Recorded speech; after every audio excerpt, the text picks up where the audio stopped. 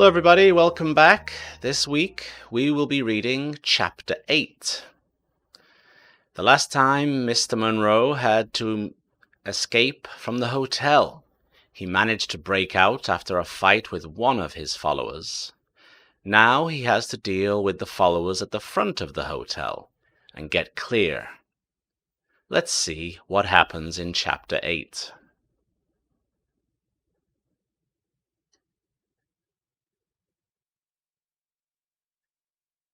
Chapter 8.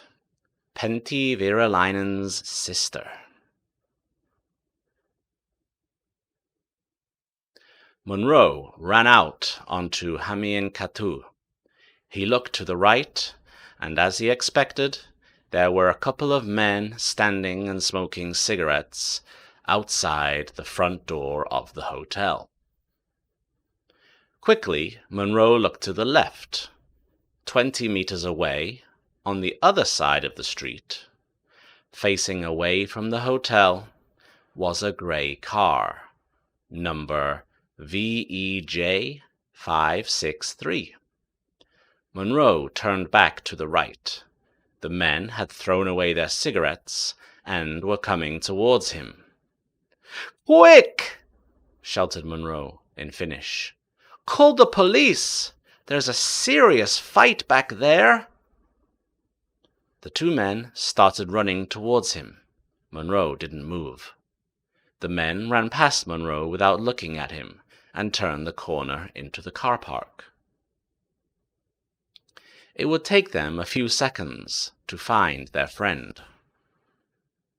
Monroe did not wait. He ran to the gray car and opened the door. He felt under the seat. The keys were there.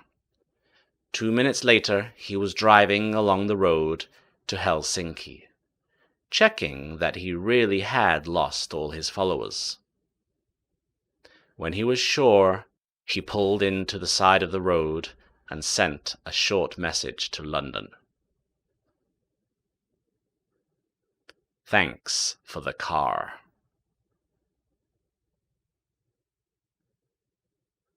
Virolainen was a housing development to the southwest of the city centre. Built in the late 60s, there were a number of tall buildings with 2 or 3 flats on each floor, set in some pretty woodland. Number 24 was almost at the end of the road, and there was a small supermarket on the ground floor. Monroe parked behind the flats and made his way round to the front. He pressed the button by the front door, and a voice came out of the speaker next to it. "Yes? Who is it?" said a woman's voice in Finnish. "Ian Monroe, from London." "Come up," said the voice. Monroe pushed the front door open and climbed the stairs. The door to flat 15B was not open, so he knocked quietly on it. For a moment he realized that someone was looking at him through the spy hole, and then the door opened, and Monroe heard a voice from inside the flat. "Come in." The flat was very small. Monroe walked through a short, narrow hall into a small sitting room. There was a sofa, an armchair, and shelves along one wall, with books, CDs, and a CD player on them. There was a door from the sitting room, leading into an even smaller kitchen. In fact, the kitchen was more like a cupboard. Monroe turned to look at the woman who had let him in. She was in her mid-30s, with shoulder-length red hair, blue-green eyes, and a strong, serious face. She wore a shirt that was the same color as her eyes, white trousers, and flat blue and white shoes. She looked tired and worried. I'm sorry I didn't come earlier, Monroe explained. And I'm sorry about the smell, too. I had a little trouble getting here. That's okay. I'm just pleased you're here, the woman said in English. We can speak Finnish if you prefer, said Monroe in Finnish, to show that he had no difficulty with the language. Thank you. That would be easier, she said, smiling weakly.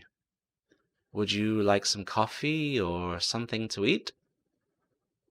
Monroe realized that he hadn't eaten nothing since he had woken from a drugged sleep at the hands of Rita Koivisto that morning. It seemed like days ago. He suddenly felt extremely hungry. Yes, I'd love something to eat, he said. While the woman was in the kitchen, Monroe looked around the room. There were books in English and Finnish. The CDs were mainly pop music. There were also family. One with her parents, a couple of pictures of the parents on their own, and one of a man about the same age as her, perhaps a little older. Monroe looked more closely at the photo of the man. It was Pentti Virolainen. The woman looked a little bit like him. They must be brother and sister. The woman came back into the sitting room with a plate of sandwiches and 2 cups of coffee. She gave the plate and one of the cups to Monroe, and then sat down opposite him with the other cup. Monroe spoke. Pentti, was he your brother?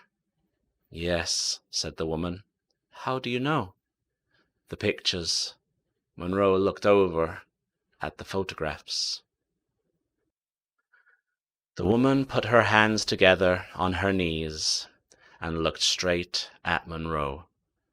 Yes, I'm Sirpa Virolainen, Pentti's sister.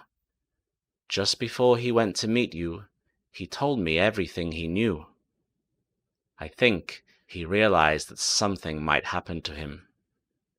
I think he realized they knew about him.